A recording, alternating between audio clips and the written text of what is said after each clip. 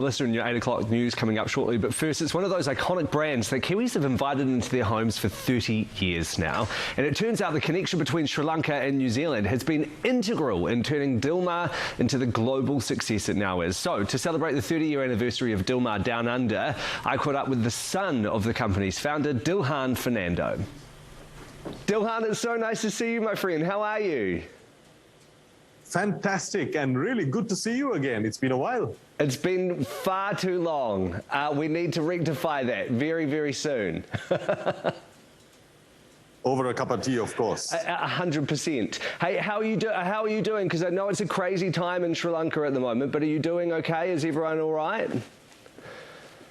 It's challenging, but we're keeping, as you would say, keeping our chins up. And we are absolutely looking forward to what's next. You know, my father celebrates his 92nd birthday tomorrow, so we're excited about that. We're focusing on the positives. Challenges there will always be, but in faith, we will get over them. Well, that's brilliant to hear. Can you believe that it's been 30 years since your father started this company?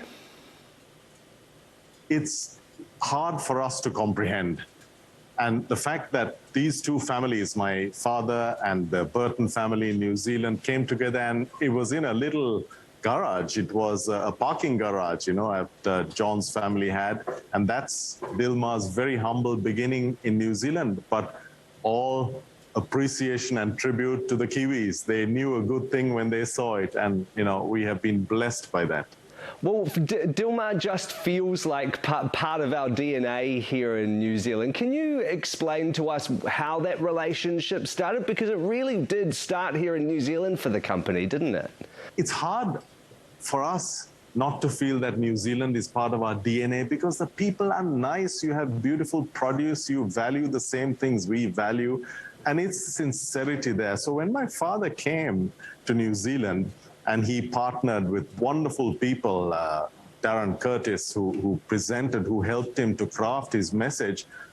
He simply said, honestly, look, this is my tea, and this is what I love, and I pick it, pack it, especially for you. I do it ethically, and please do try it. And with that was born a very sincere bond that continues even to this day. And truly, it's based on honesty, simplicity. And that's what my father represented then. It's what we emulate now.